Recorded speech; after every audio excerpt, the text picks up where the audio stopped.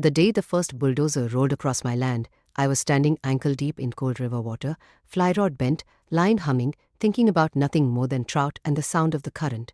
That was the kind of place it was. Quiet, hidden. 2 acres of low valley ground tucked between pine-covered hills and a bend in the Elk River that swelled every spring with snow melt from the Rockies. It was land my grandfather bought in the late 70s when nobody wanted it because half of it sat in a floodplain that only locals understood. To outsiders, it looked risky. To us, it was respectable. Respect the water, and it would respect you back. I inherited the same way he inherited it, with paperwork nobody bothered to read and a warning that mattered more than any survey pin. Never fight the river. It always wins. The sound of diesel engines didn't belong there. Neither did orange safety fencing or the sharp white lines of construction stakes.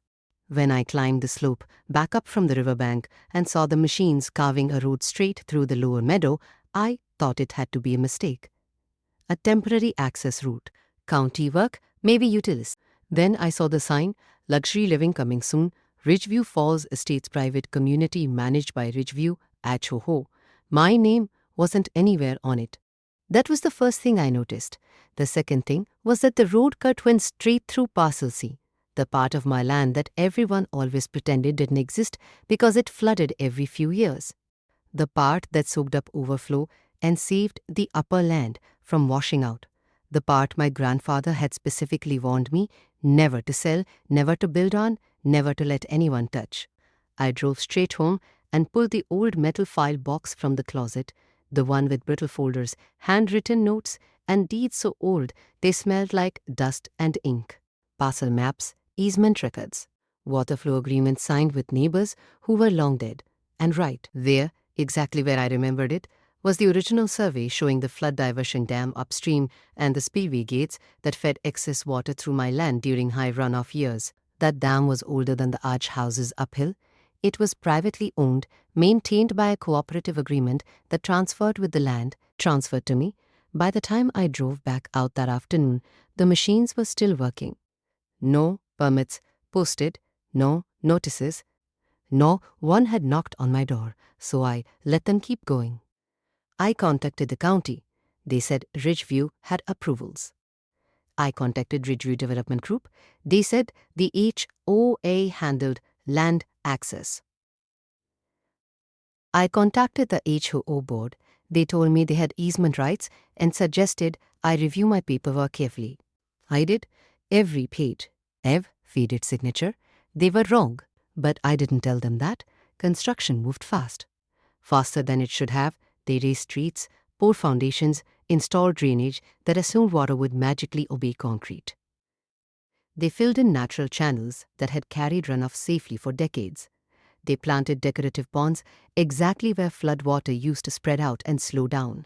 आपको स्मरण होगा कि amoeba एक कोशिक होता है. Listen to the board talk about community values and property appreciation.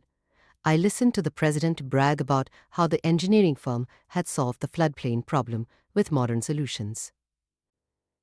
I smiled and said nothing. By the end of the first year, 20 homes stood finished. By the end of the second, 57. Big homes, expensive homes, all of them built on land that had never once been dry during a real spring thaw. They marketed river views and peaceful living. They never mentioned the dam. That spring came late and heavy. Snow piled deep in the high country, and then the temperature jumped fast. The river rose the way it always did.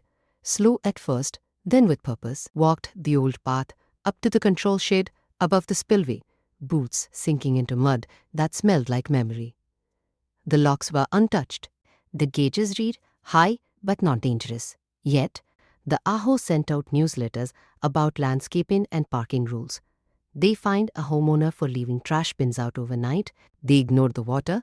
By the time the first warning siren sounded upstream, Ridgeview Falls Estates was fully occupied. Families moved in. Children played in yards built where cattails used to grow. Cars lined streets that had once been overflow channels. I stood at my fence line and watched the river press against its banks. It wanted room. It always did. The AHA president showed up that afternoon with 2 board members and a clipboard. He told me They were aware of minor water level concerns and assured me their engineers had everything under control. He told me I needed to keep the spillway gates closed to prevent unnecessary panic. He said it like it was a request. It wasn't. I told him I would follow the original land agreement, the one recorded before Ridgeview ever existed. He laughed and said we would handle it legally if necessary. That night, rain started falling on top of the mill. Not hard, just steady, enough to tip balance into inevitability. I slept well. At dawn, the gate hit the threshold my grandfather had marked in red ink decades ago, the point where holding back water stopped being protection and started being destruction. I unlocked the shed, turned the wheel, opened the gates. The river didn't rage, it didn't explode. It simply went where it had always gone, through my land, across the meadow, into the low basin where 57 homes sat like a misplaced dream. By mid-morning, water crept across driveways. By noon, it filled garages. By evening, streets looked like canals. The HOA emergency emails started flying. Then the phone calls. Then the threats. I didn't answer. I stood on high ground and watched the valley breathe the way it was meant to, calm, controlled, unimpressed by human confidence. When the water finally receded days later, it left behind silence and damage measured in millions. Foundation shifted, mold, bloomed, roads cracked. Insurance adjusters arrived with tight faces and tighter exclusions. The HOA called it an unforeseen disaster. I called it a reminder. That was only the beginning. After sometimes revenge isn't loud. Sometimes it doesn't come with shouting or lawsuits or fences. Sometimes it comes quietly, written in old ink, carried by water that remembers where it belongs, and when people build on land without listening, the land eventually speaks for itself. The morning after the water pulled back, Ridgeview Falls Estates looked like a place abandoned in a hurry. Mud-coated sidewalks in uneven lines that showed exactly how high the river had climbed. Furniture sat in piles at the curb, soaked and split, drywall peeled open like paper. The air smelled of rot and disbelief. People walked around slowly, as if speed might make the damage real. The HOA board called an emergency meeting that afternoon in the community clubhouse. I went, not because I was required to, but because I wanted to see how confidence looks when it has nowhere left to stand. The president's shoes still muddy. The engineering firm sent 2 representatives who kept their laptops closed and their mouths tighter. Homeowners filled every chair, anger buzzing under the low hum of the HVAC system that still worked for now. They blamed the weather first. Then they blamed the county. Then they blamed an outdated dam system they claimed no one knew about.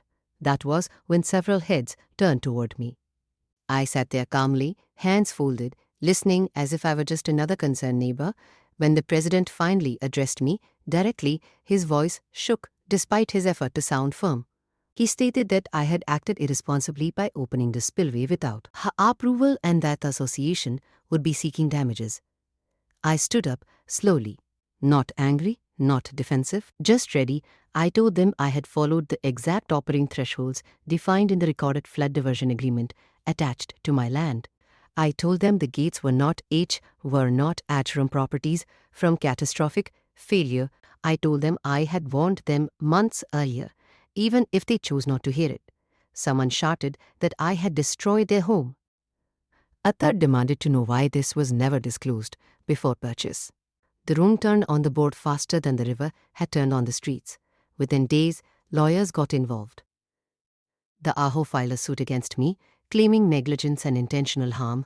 I countersued for trespass, unlawful construction, environmental damage, and violation of recorded land use agreements. The county froze all further development permits. Insurance companies began denying claims based on floodplain exclusions that homeowners never realized applied to them. Discovery was brutal. Emails surfaced showing the board had been warned by an independent hydrologist during early planning stages. He had recommended relocating the development or preserving the natural overflow basin. The board rejected the report because it threatened density targets. Internal messages show the engineering firm adjusted models to satisfy zoning requirements rather than hydrological reality. Worst of all for them, purchase disclosures clearly omitted the presence and function of the dam and spillway. Home values collapsed overnight. People who had paid top dollar for peace and prestige found themselves trapped in homes that could not be sold, repaired, or insured without massive cost. The HOA special assessments started rolling out, 5 figures, then 6. Some owners walked away entirely. Others stayed and fought each other. The president resigned within a month. 2 board members followed. Lawsuits stacked on lawsuits, the HOA burned through reserves, trying to stay afloat.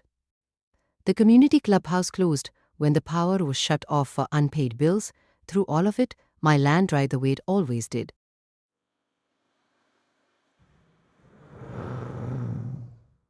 The river settled into its channel, patient and indifferent. The court hearing stretched on for over a year. Expert witnesses testified about flood cycles older than the subdivision.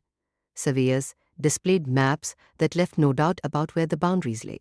The original deed, yellowed and precise, spoke louder than any modern marketing brochure. The judge ruled that I had acted within my legal rights and obligations. The developers had acted recklessly. The developers had acted deceptively. The engineering firm quietly settled and disappeared from the case. My countersuit succeeded. The court ordered compensation for environmental damage and unlawful use of my land. The HA was required to restore the overflow basin to its original state. Several homes, including entire streets, were condemned and slated for removal to re-establish natural water flow. Demolition crews arrived where construction crews once celebrated. Watching houses come down felt strange, not victorious, just inevitable. Some homeowners blamed me until the very end. Others eventually understood that the real betrayal came from the people who promised them control over land that was never meant to be controlled. By the second spring after the flood, Ridgeview Falls Estates no longer existed as a community. The HOA dissolved under debt and legal judgments. The land where streets once ran returned to meadow. The river flowed quietly again, no longer forced to choose violence to make space for itself. I kept the dam maintained, I kept the records organized, I kept doing exactly what the land required, and I waited for the last chapter to close. Outro, there is a difference between owning land and understanding it. Paper can claim anything, but water remembers the truth.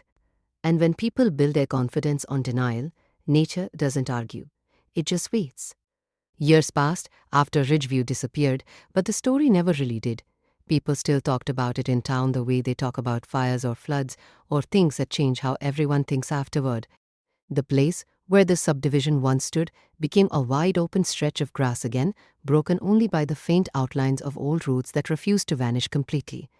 Nature has a long memory, and so does concrete. I leased part of the restored meadow back to the county as protected flood mitigation land.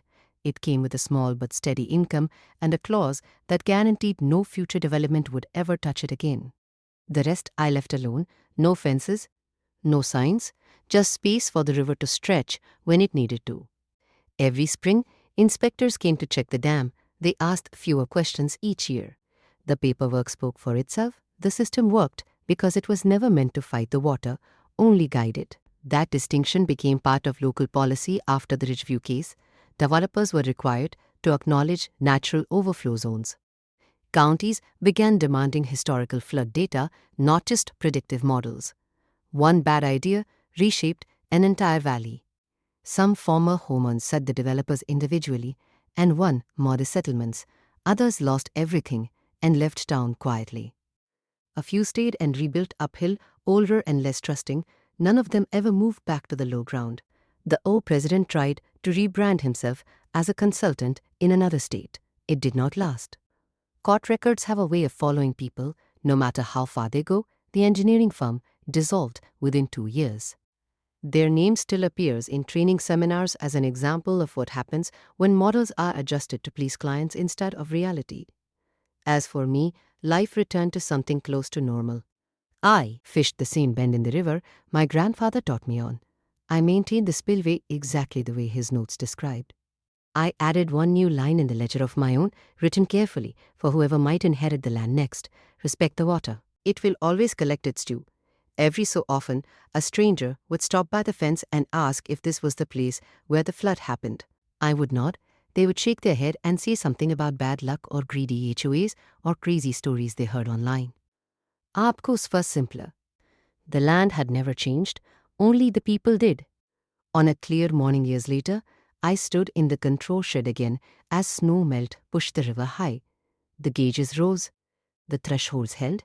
When the time came, I opened the gates just enough. Water spread across the meadow in a slow silver sheet, harmless and controlled, exactly the way it always had. No homes were harmed, no sirens sounded, no headlines followed. That was the real victory.